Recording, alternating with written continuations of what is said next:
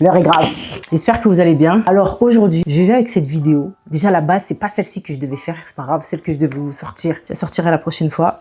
Lors de mon précédent vlog, j'ai fait la minute psy et on avait abordé quelque chose. Enfin, j'avais abordé quelque chose et je m'étais dit que j'allais m'y pencher parce que moi, en fait, quand il y a un truc que j'arrive pas à capter, ben je suis obligée d'aller en profondeur. Je parlais du lâcher prise. On a souvent tendance à blâmer l'autre, mais souvent on oublie de regarder l'angle mort. Et cet angle mort, c'est nous-mêmes. Parce qu'on se dit, ouais, mais lui, il était pas assez comme si, il était pas prêt à recevoir ce que j'avais à lui donner. Ok, très bien, ça, on connaît. Mais il y a une autre facette où c'est nous-mêmes qui en donnons trop, qui en faisons trop. Et ce que je voulais comprendre, c'est pourquoi. Pourquoi en donner trop? Donner trop au point que ça fasse mal. Donner trop au point où on attend la validation de quelqu'un. Donner trop au point où on pense que ça va retenir la personne. Voilà, c'est ce sujet-là que je voulais aborder. Voilà, c'est cette espèce d'idée répandue qui nous rassure, de se dire que cette relation, elle fait mal parce que c'est l'autre le problème. C'est parce que c'est l'autre qui sait pas aimer. C'est parce que c'est l'autre qui sait pas faire. Et je pense que c'est plus facile de dire ça. Attention, parce que dans une bonne partie des cas, c'est souvent, oui, effectivement, c'est l'autre qui ne sait pas recevoir. Mais il y a une autre partie dont on parle peu, c'est nous-mêmes en fait. C'est cette partie-là que je souhaite aborder aujourd'hui. Quand je parle de donner trop, je parle pas de générosité, d'acheter ci, d'acheter ça, bien que ce soit compris dans le package. Mais je parle pas que de ça. Je parle aussi de donner trop émotionnellement. Donner trop émotionnellement comme une stratégie émotionnelle pour faire rester la personne, pour anticiper quelque chose, pour anticiper des peurs, des craintes, des blessures. C'est dans ce sens-là, en fait, que je parle. Maintenant, si on veut vraiment lâcher prise, il faut comprendre pourquoi on donne autant. Qu'est-ce que ça protège chez nous? Qu'est-ce que ça réveille chez nous? Et qu'est-ce que ça nous coûte?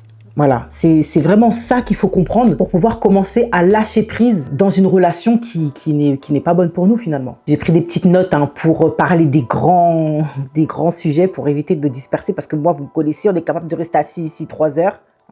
Donc les gars, moi je vous conseille de prendre un thé, un café, du vin ou quoi. Regardez, moi j'ai pris ma petite bouteille de Merlot, voilà, sans alcool bien évidemment.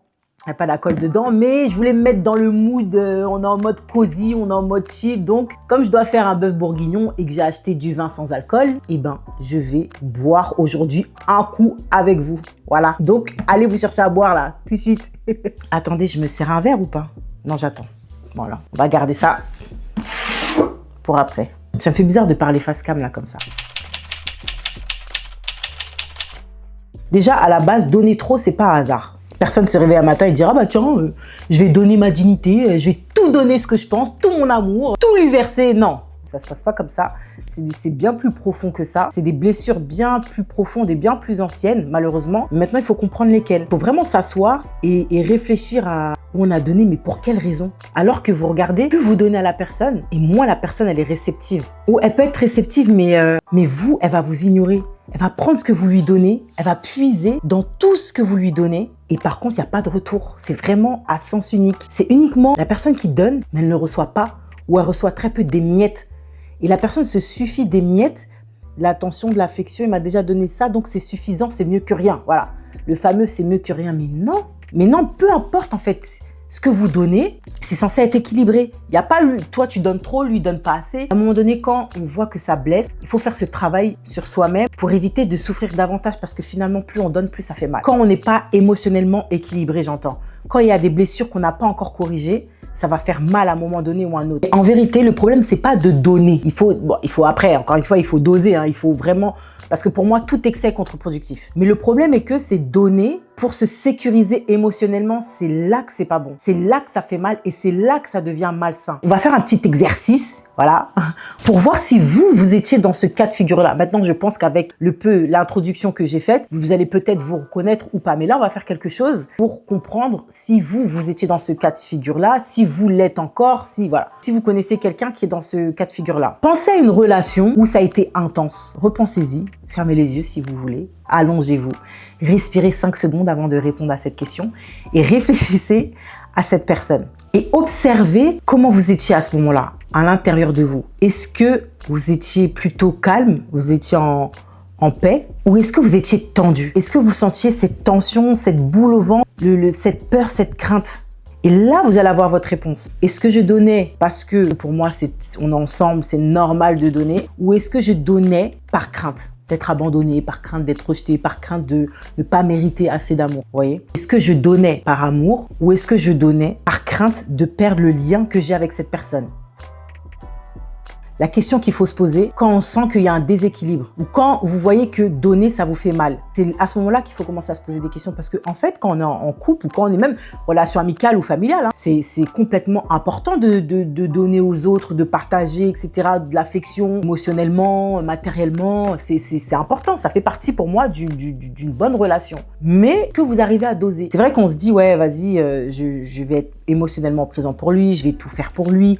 Comme ça, je sais que il va rester avec moi. Comme ça, je sais que j'ai un petit peu le contrôle sur lui, j'ai un petit peu le contrôle sur la relation. C'est un schéma de protection finalement. Ça reste un schéma de protection. Voilà, on a l'exemple de si je donne assez, il restera. Si je comprends assez, il changera. Ça par contre, c'est vraiment dans les relations. Vous voyez les relations abusives où l'autre il exagère. On va accepter des comportements, on va accepter des choses en pensant qu'il va changer. Et ça, c'est une forme de don aussi. Accepter l'inacceptable ou accepter ce qui est à la limite ou accepter ce qui n'est pas recevable ou accepter ce qui n'est pas avec nos principes et nos valeurs. Déjà, ça fait mal. Vous imaginez que vous avez des principes, vous avez mis un respect tout autour d'une structure que vous vous êtes fabriquée au fur et à mesure des années, au fur et à mesure où vous étiez avec vos parents, où on vous a éduqué, au fur et à mesure où vous avez eu d'expérience. Donc, vous vous êtes dit que voilà, ça, c'est une base solide que j'ai. Je mets des limites et il y a quelqu'un qui vient, qui les outrepasse et vous la laissez outrepasser ces limites-là sous prétexte de l'aimer, soi-disant. Parce que encore une fois, pour moi, je ne sais pas si c'est de l'amour, mais on y reviendra après. Il y a une forme de dépendance là-dedans qui n'est pas saine parce qu'un amour sain, on ne dépasse pas les limites de l'autre. On pose ses limites et l'autre doit la respecter. Vous aussi, vous devez respecter vos propres limites et les limites de l'autre. Chacun a sa façon d'aimer, mais dans chacun a sa façon d'aimer, il y a une façon d'aimer qui n'est pas bonne, qui est plus une dépendance affective plutôt qu'un véritable amour profond. Parce qu'un amour, un vrai, c'est censé être rassurant, c'est censé être apaisant, c'est pas censé être stressant, c'est pas censé avoir, vous vous levez, vous avez une boule au ventre, vous marchez sur des œufs avec la personne, vous êtes pas bien, vous vous sentez pas bien, vous avez peur de lui dire ci, vous avez peur de dire ça, vous avez peur de mal faire. Ça, c'est pas de l'amour. Ça, c'est pas de l'amour du tout. L'amour, c'est pas ça. Il n'y a pas autant besoin de se tracasser, de se poser 10 000 questions. Après, attention, être en couple et aimer sincèrement et sainement, ça ne veut pas dire qu'il n'y a jamais de dispute, ça ne veut pas dire qu'il n'y a jamais de prise de tête, ça ne veut pas dire qu'il n'y a jamais de désaccord. Il peut y avoir des moments où, voilà, c'est limite, mais ça reste limite. C'est pas censé aller plus loin que ça, en fait. C'est pas censé déborder, on n'est pas censé se gueuler dessus à longueur de temps, on n'est pas censé s'insulter, on n'est pas censé se manquer de respect, on n'est pas censé se rabaisser. Attention, c'est pas ça. Ça passe dans la catégorie où, allez, vous voyez, normalement, ça, c'est à dégager, vous voyez. Par mon expérience, que ce soit professionnelle ou personnelle, ce que j'ai pu observer, c'est quand on donne trop, on essaye souvent de réparer quelque chose chez nous. Une blessure quelconque, peu importe, qui est survenue un peu dans un passé lointain, souvent c'est dans l'enfance. Ça peut être l'abandon d'un parent, ça peut être de la maltraitance, ça peut être un trauma, ça peut être aussi une insécurité affective. Même si vous aviez grandi avec vos parents, vos deux parents, l'affection n'était pas là au rendez-vous. Pour les personnes qui sont dans la situation qui sont dans le trop donné émotionnellement et qui ne reçoivent pas assez, ou même dans le trop donné qui fait mal, ou le donner tout simplement qui fait mal. Des fois, il ne suffit pas de trop donner. Des fois, c'est juste le simple fait de donner qui fait mal parce que justement, on ne le donne pas à la bonne personne. J'aimerais que vous fassiez quelque chose là, ici avec moi. C'est même pas bon. En fait, j'utilise ça que pour faire à manger, mais il n'y a même pas de goût en fait. Maintenant, j'aimerais que vous vous posiez cette question-là. Si vous donnez moins à la personne, mais répondez sincèrement, qu'est-ce que vous pensez qui va arriver? Qu'est-ce que vous pensez qui va se passer si vous donnez moins? Réfléchissez. Et répondez-vous à vous-même sincèrement, sans mentir, Voilà. Prenez un papier, un crayon si vous voulez, écrivez cette phrase. Qu'est-ce qui va arriver si je donne moins à la personne? Est-ce que ça va impacter qui? Plus lui ou plus vous-même? Essayez de réfléchir à ça pour tenter de monter la première marche vers un lâcher-prise émotionnel.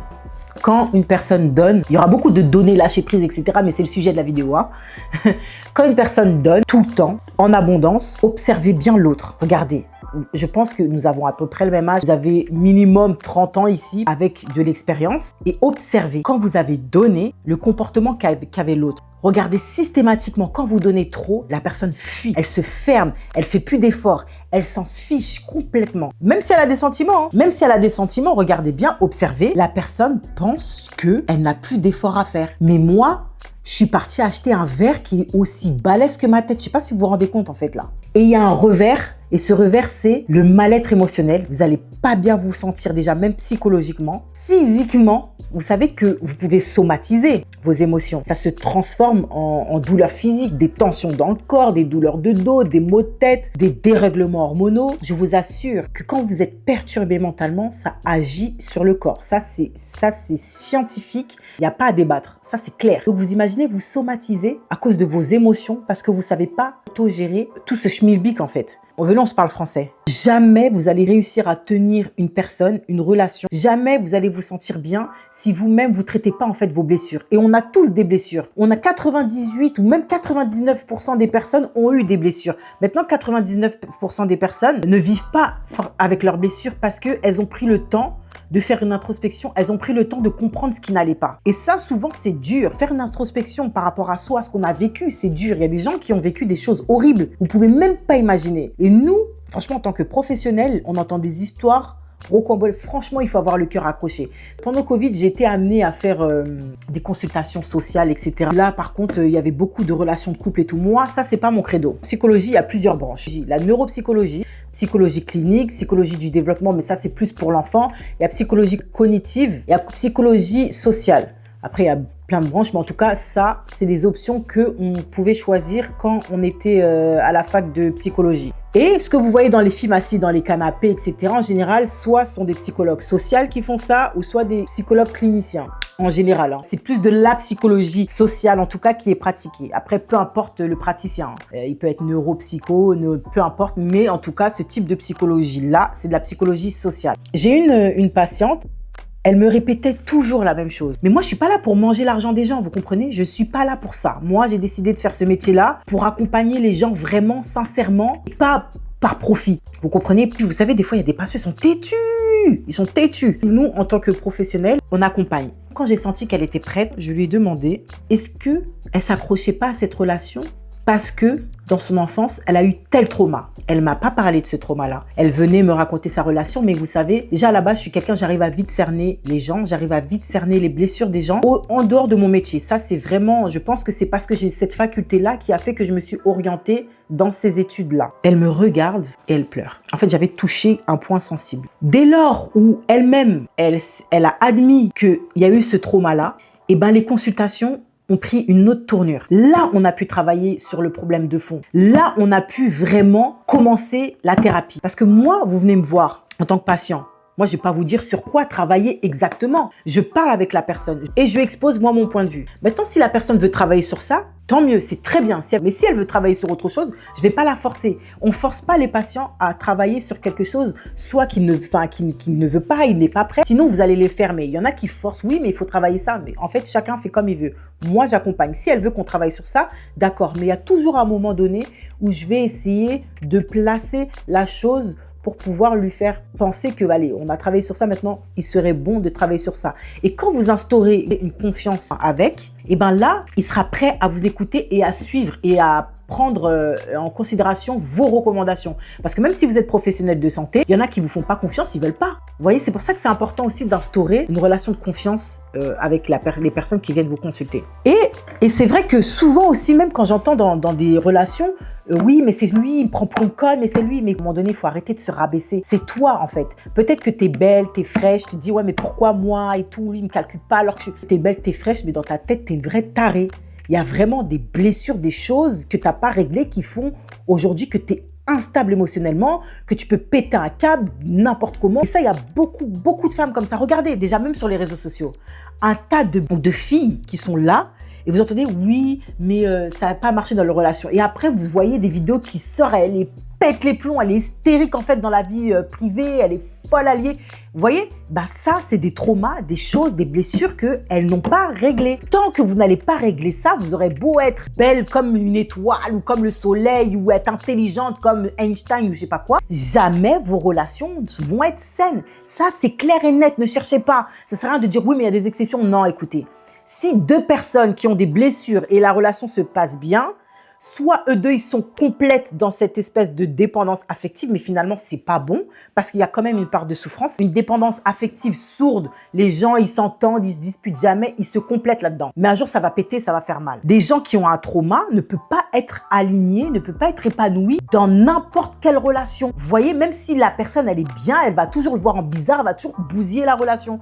En fait, elle va voir une personne saine arriver vers elle et la personne va bien la traiter. Mais elle va se dire, mais c'est bizarre, pourquoi il me traite bien? Alors que la personne, elle te traite bien parce que c'est dans son éducation, parce que c'est comme ça qu'il est, parce qu'il n'est pas justement, lui, il a peut-être soigné ses traumas ou il n'en a pas eu. En tout cas, c'est quelqu'un qui est équilibré émotionnellement. Donc, il va bien vous traiter. Regardez ce schéma-là et je suis sûre que c'est déjà arrivé à l'une d'entre vous. Regardez le schéma. La personne, elle va bien la traiter, etc. Tout va bien se passer, mais quelques semaines après, la personne qui est malade, entre guillemets, qui n'a pas soigné ses blessures, elle va se dire, mais attends, elle va s'asseoir comme ça sur le canapé, elle va se dire, mais attends, c'est bizarre. Elle va se dire, c'est bizarre, on m'a jamais traité comme ça, pourquoi lui? Qu'est-ce qu'il cache? Et elle va commencer quoi? Le sabotage. Elle va commencer à saboter la relation. Elle va faire des crises d'hystérie. Elle va faire des crises de jalousie. Elle va le tester. Elle va tester ses limites. Elle va le repousser. Elle va le dégager. Elle va mal le traiter pour voir s'il tient vraiment à elle ou s'il joue un jeu. Donc, s'il reste, c'est très paradoxal. Regardez, s'il reste, c'est qu'il tient à moi. Mais en même temps, s'il reste, c'est bizarre parce qu'avec toutes les misères que je lui fais, il reste encore là. Il y a anguille sous roche. Donc, elle passe au cran supérieur. Elle va taper encore plus fort, etc., etc. Jusqu'au jour où le gars, il est fatigué de tout ça. Il dit, il prend son pactage là, il part. Et là, va dire, ouais, moi, je me donnais à toi, je te faisais confiance. Et toi, tu pars. Oui, mais il est parti, mais après quoi, en fait? Comment tu l'as poussé à bout? Tu lui as dit des bêtises, tu lui as fait des méchancetés, il part. Et en fait, ça, cette personne, elle s'est auto-sabotée. Elle a gâté sa relation par peur, par test, pour voir si l'autre tenait à elle. Mais tout ça, ça reflète de quoi? C'est que la dame, la fille, là, elle n'est pas sécure. Et c'est pas une question genre, ouais, parce qu'elle se sent pas forcément belle. Hein. C'est pas ça. Regardez la dernière fois, je suis sur Snap parce que franchement, je sais pas, je la trouve touchante, cette fille. Moi, j'aime pas trop suivre les gens de télé-réalité, mais elle, je la suis. C'est Léana. Cette fille, elle chirurgie ou pas, je m'en fous. Hein. Je la trouve tellement belle. Je la trouve belle. Elle a un côté où elle s'habille sexy et tout. Bon, ça, c'est elle. Hein. C'est pas ça que je veux regarder. Et elle disait la dernière fois, les gars, elle, ça se voit aussi qu'elle a des blessures qu'elle veut pas traiter aussi. Léana, commence à traiter tes blessures, ma chérie. Et elle disait la dernière fois qu'elle avait pas confiance en elle, qu'elle se sentait pas bien, elle se sentait pas heureuse. Je dis quoi? Et pourtant, elle est belle, elle est jolie. Elle a l'argent, elle a les contacts. Elle a la carrière, parce que oui, au-delà du fait qu'elle fasse de la télé-réalité, elle vend des body, des trucs, enfin, elle fait son petit business, quoi. Elle a ce qu'il faut. Et malgré tout, la fille, elle est pas bien, mais ça se voit.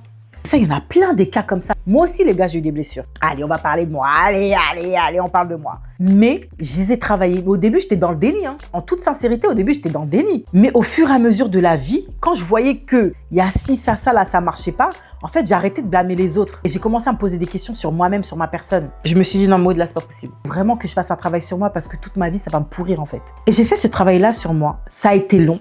Je vais pas vous mentir, il y a des blessures qui se sont résorbées assez vite. Et puis franchement, même pendant mes études de psycho, je me suis dit que j'avais plutôt intérêt de refermer toutes les brèches parce que vous savez que des fois, vous pouvez travailler en psychiatrie, vous êtes avec des psychopathes, des fous furieux. S'ils captent que vous avez une brèche qui est ouverte, que vous avez des blessures, croyez-moi les gars, ils vont pas hésiter à s'insérer dedans pour vous retourner le cerveau. Et ces gens-là sont très forts pour ça. Donc je me suis dit, si je me fais pas violence et que je fais pas une introspection, que je me guéris pas, que ce soit dans ma vie pro ou dans ma vie perso, jamais ça va aller. Jamais. Et je vous cache pas, il y a des choses qui ont été assez longues à gérer. Il y a des choses qui ont été assez rapides, mais ça a été fait en profondeur. Mais les amis, ça fait mal.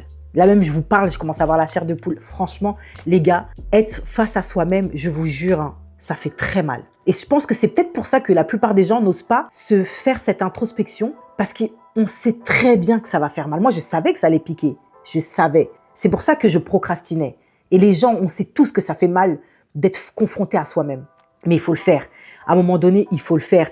Peu importe le temps que ça va prendre, il faut le faire parce qu'en fait, on n'est pas venu sur Terre pour souffrir ou pour foutre sa vie en l'air. En fait, de passer à côté de la vie qu'on souhaitait avoir et que finalement, à cause de nos peurs, on l'a pas eu. En fait, la vie, elle est trop courte, la vie, elle est trop belle pour pouvoir en fait s'emmerder avec des blessures. Ok, ça fait mal, ok, on nous a fait ci, ça. Mais moi, je suis pas responsable des gens qui m'ont fait des sales coups. Je suis pas responsable des gens qui m'ont fait du mal. Moi, je suis responsable de moi, mes réactions. Je suis responsable de moi, mon épanouissement. Je vais pas offrir mon bonheur à quelqu'un dans le sens où lui m'a fait du mal, il est parti avec mon bonheur et je le laisse partir avec mon bonheur. Non, je reprends ce qui est à moi. Je reprends mon pouvoir et j'avance. Et c'est ce que j'ai fait. Et ça a été dur. Eux, c'était des démons que vous devez en fait vivre en fonction de la cruauté de ces personnes-là. Vous voyez, 22 ans comme ça, au début de mes études de psycho, j'ai dit je coupe tout avec ça. Je coupe tout avec certaines personnes. Ça suffit. Ça suffit. Si vous êtes dans ce cas de figure-là, vous savez que vous avez des blessures. Eh les gars, travaillez sur ça.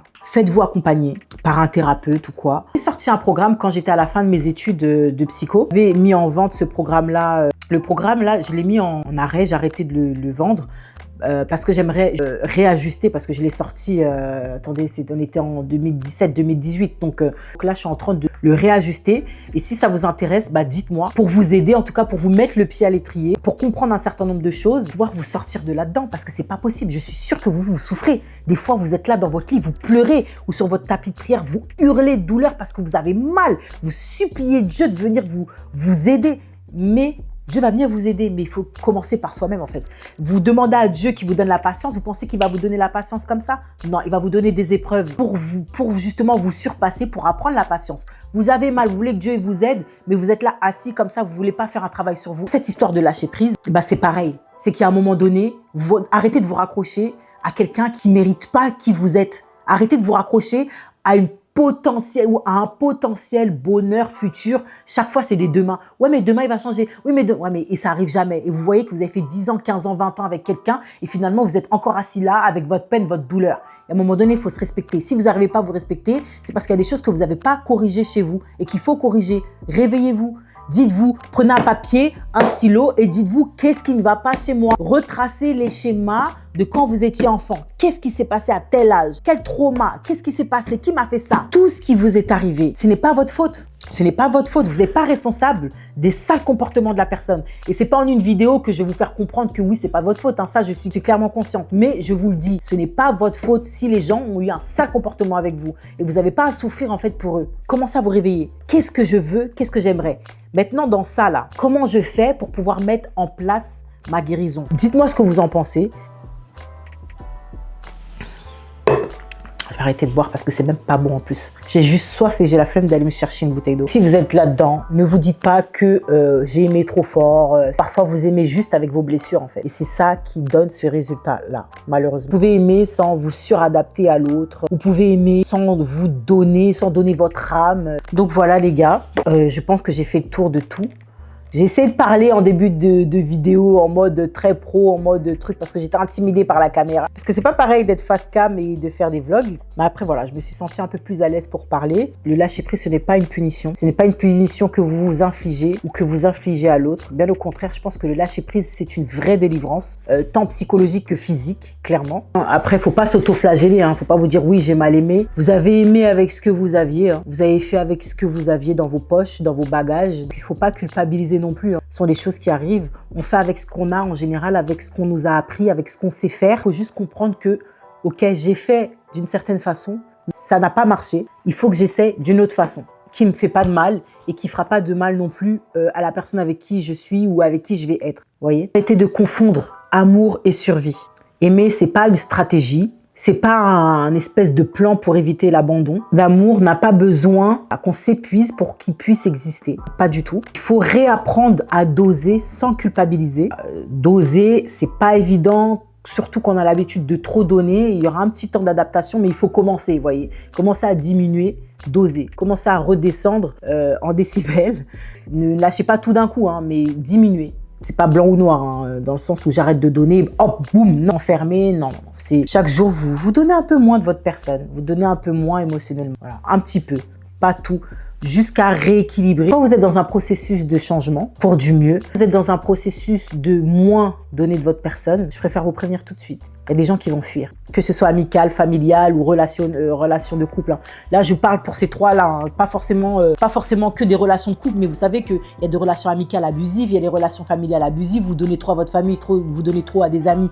Les gars, dès lors où vous allez commencer à changer, évoluer dans le bon, il y a des gens qui vont se casser. Parce qu'il y a des personnes autour de nous qui aiment nous voir en bas. Moi, je l'ai vécu. Dès que j'ai commencé à évoluer, à aller mieux, il y a des gens qui sont partis. Et ça, je le vois autour de moi et je le vois aussi dans le cadre professionnel. Je tiens à vous le dire. Et des fois, ça fait mal. Parce que souvent, c'est des personnes et on ne s'attendait pas à ce que ce soit ces personnes-là qui fuient. Donc, je préfère vous le dire. Mais après, c'est vous. Est-ce que vous voulez continuer à rester dans une souffrance pour faire plaisir aux autres ou est-ce que vous voulez vous en sortir, quitte à perdre des gens que vous aimez? Voilà, c'est la question qu'il faut vous poser et vous répondre honnêtement. Aimer ne signifie pas se perdre. Vous pouvez aussi donner sans vous vider émotionnellement, sans vider votre compte en banque. Tout est une question d'équilibre, les gars. Vraiment.